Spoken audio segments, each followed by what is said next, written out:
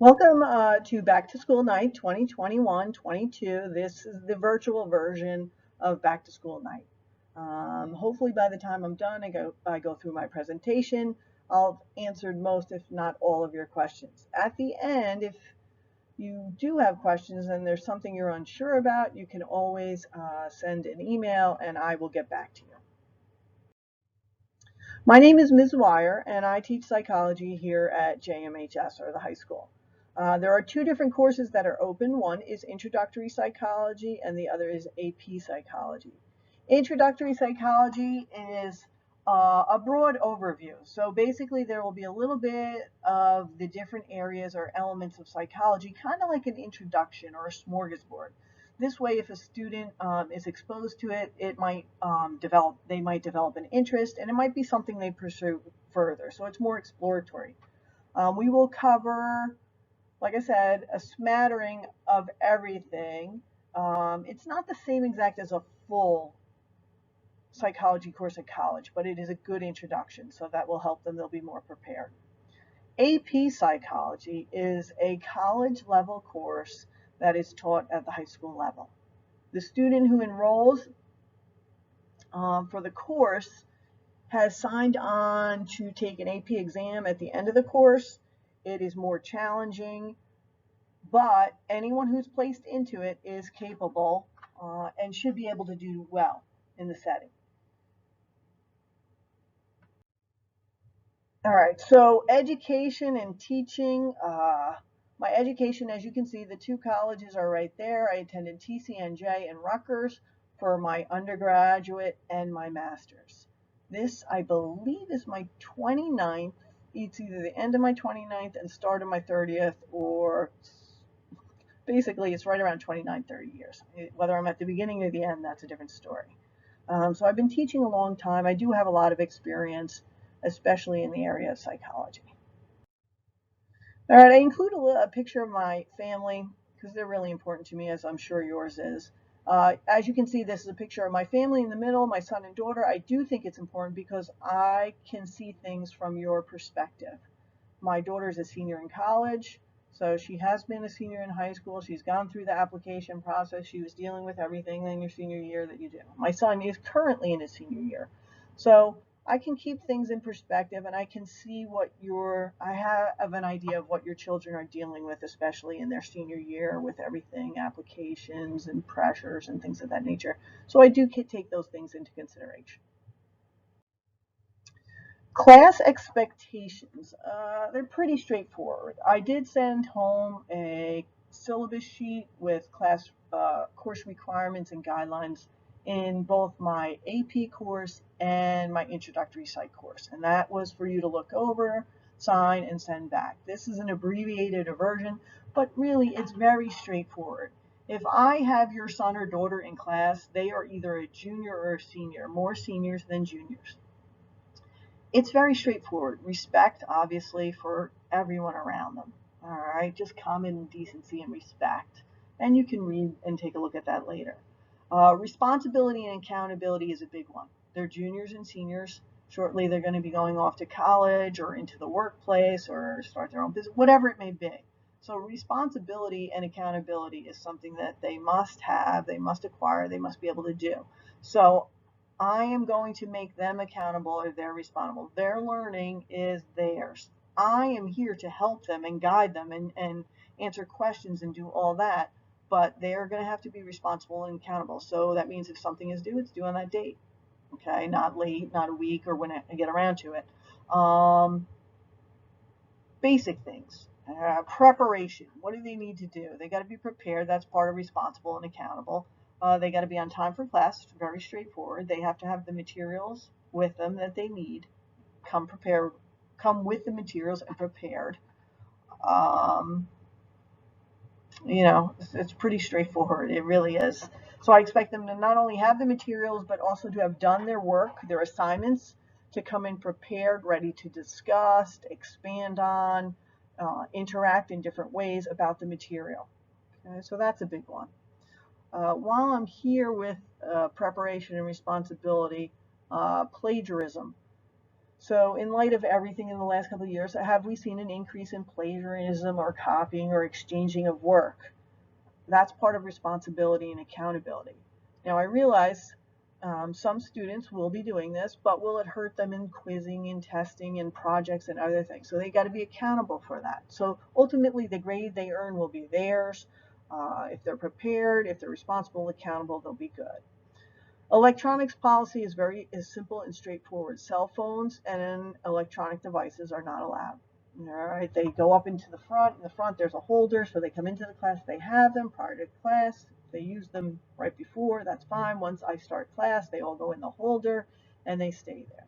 Now, teaching psychology, I know that your brain is not able to do two things well. It's called selective attention. And I went over it and I showed them a video and they were shocked by it. So the reality is if they're here to learn. So while they're in my class, they need to be present, they need to be focused, and they need to be on task. And to do that, the cell phones need to go up into the holder. So anyone who doesn't, I've never had a problem. The kids are great about it. But if there's a problem, obviously there will be consequences of that and referrals to administration. All right, in front of you, what you can see are the two textbooks. The one on the left, okay, that has the trees and everything, that is the AP Psychology textbook. For those of you at home, I told the students it's theirs to read or to use at home. They're allowed to bring it into class, but they don't need to bring it back and forth every day. So that's for their use at home. If they choose to bring it, they can. Now, this year in AP Psychology, there's one of two ways they can go about it. They are given a topic or a material for the night for homework, and they can either read pages that deal with that topic, or they can watch the video. I'm fine with either way. I do think reading a college textbook is a valuable tool. However, some students, it really is a preference. So bottom line, they're responsible for the material, the content. They can choose to do it in whichever fashion works best for them. So it might be reading for some students, for others it might be watching videos online. With both of those, they'll be working on guided notes, pulling key information from either the book or the video that then we are going to discuss in class, expand on, do activities, you name it. So that's what you should expect to see. You should see the book. If you're an AP student, you should expect to see the book. And you should see them reading or watching the videos. If you're a psychology student, your son or daughter is a psychology student, the book they will be using is on the right, thinking about psychology. Now, regular psychology, I got to be honest, it's an added academic course on top of a full course load. So they will not be getting a ton of homework at home. All right. They will have some that you will see the book, but you may not see the book every night, and they're being honest with you. All right. There's not going to be an assignment every night out of that textbook. Okay. All right, psychology grading. So the grading for psychology, as you can see, is there. This is set by the Board of Ed. So as you can see, tests and other assessments will be 50% of their marking period grade. Now, if you look, it's broken down further. Quizzes, whether they be reading quizzes, vocab quizzes, or content quizzes. Now, for psychology, my introductory psych, the majority of these are vocab quizzes. So in the beginning of the unit, they'll be given vocab words. They'll define those, look those up, define those. And then closer to the end of the unit, they will then have a vocab quiz on those terms, the key content. Now, those terms, it's usually in a matching format. So you have the definition, you match it with the term, and that's basically the format. Additionally, at times they will have content quizzes. So if we cover a content for a couple of days, they may have at the end or on the third day a short quiz that deals with that content. Now, what they will see are module tests. So basically, in the textbook, the material is broken down into smaller sections called modules, and those are covering different topics. So they will have tests based on an individual module. It won't be multiple modules at once.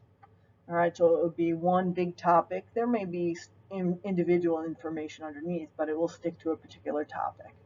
So those will be the module tests. Also, normally for each thing, they'll have a module test. Really, for each module, they'll have a vocab quiz, a module test, and a project, a major project.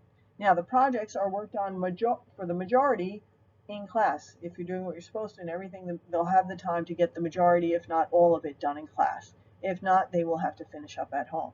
Now, that project grade in this particular situation will go as part of the test or assessment. I think it's a good opportunity. Some students are better at tests, written tests. Other people are better at projects and doing it in a different format. So this way they have one of each to balance their grade. Okay, so that's 50% of the grade. Homework, as you can see, is 20%. There will not be a lot of homework. A lot of times they'll be given time in class to do the assignment. If they finish it, great, no homework. If they don't, then they'll have to take it home and do it there. Class participation is 30%, and that is important because we're going to do a lot of projects, class discussions, class activities.